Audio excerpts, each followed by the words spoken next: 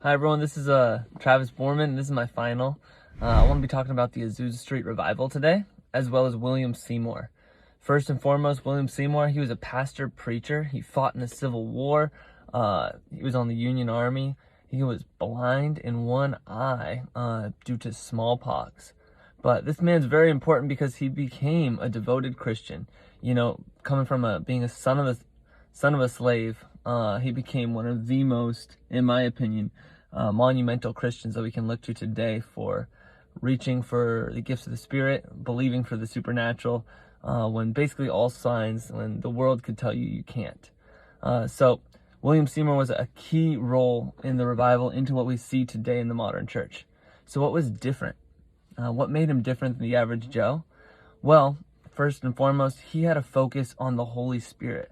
And not just the Holy Spirit, but the baptism of the Holy Spirit with the initial evidence of speaking in tongues. You see, in the early 1900s, to give a little context, that was not the normal church message. That wasn't what you would normally see on a Sunday morning being preached. And see, he preached it even before he got it. And what was crazy about that was God actually used him. God used him, and people began to get baptized in the Holy Spirit, accompanying with signs, wonders, healings. And, you know, that was what made him different than the rest of the world. There was a move of the Holy Spirit with the baptism, with speaking in tongues, and healings. He was also known as the humblest man. I thought that was noteworthy, because you think when you're a man of power or you're seeing God move through your life, you can get very proud. You know, we see lots of moral failures happen when people are elevated, but he was actually noted as the humblest man. But you see, why did this make such an impact? You see, when people got baptized in the Holy Spirit, they got filled with also God's heart for the lost, for reaching the unreached. You know, how can people believe if they haven't heard the message? And you see, William Seymour, he preached the whole Bible, and what happened at Azusa Street, people began getting baptized in the Holy Spirit. People began getting filled in the Spirit, filled with the heart of God, and it was just natural for them to want to go tell people. So in this little church on Azusa Street in Los Angeles, people began flooding this building, and, you know, critics started coming. People that were skeptical started, you know, writing in the newspaper, you know, mocking what was happening. But God was moving, and people began to come. And it wasn't just something that happened only in that building. What was amazing was there was also a great move of evangelism that took place, a great move of people reaching the unlost. And missions was one of the key things that developed from Azusa Street. When people were getting baptized in the Holy Spirit and speaking in tongues, it was noted that, you know, people would come in to these services who knew different languages that others didn't, but people would be speaking in tongues at these meetings and to be speaking in their language. And, you know, God used that to bring people in, to convict people, to lead people.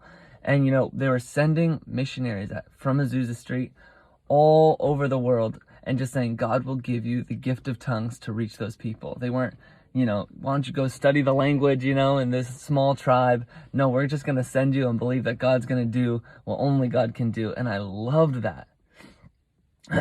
Let's see, what else about Azusa Street? You know, there must be a draw to reach the unreached. That was one of the points that we learned from the revival that took place there. When people are baptized in the Spirit, they're drawn closer to the heart of the Father, and therefore have a drive to reach the lost. And you see, missions is what made Azusa Street possible around the world. I'm going to say that again. Missions made what happened at Azusa Street possible around the world.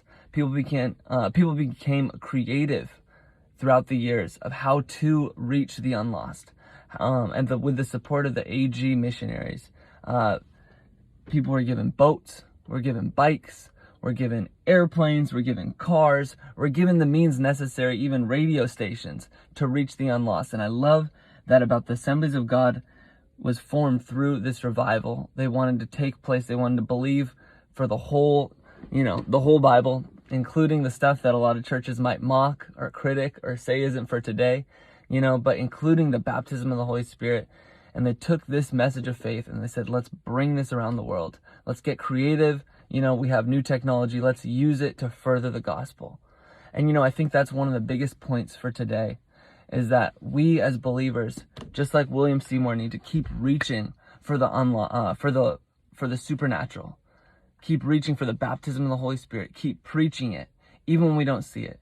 And then also having a strong heart for evangelism and seeing the nations won for him and believing that God can do creative ways. You see, the message never changes. The message of faith, the message of Jesus and the cross, the forgiveness of sins, that never changes. But the method, the way we communicate that message, see, that it can change. The method can change, but the message can't. And, I love that the AG Church is finding new ways. Even today, we're seeing things like new social media platforms for people to reach. Just with the students in our youth group, we started using TikTok, Instagram, YouTube, whatever we could get a hold of to get these students and for their ears to open, for their eyes to see the glory of God. And today, I just want to communicate that just like William Seymour, just at Azusa Street Revival, let us believe for the whole Bible, the gifts of the Spirit, and let's reach the lost together and make this world a better place.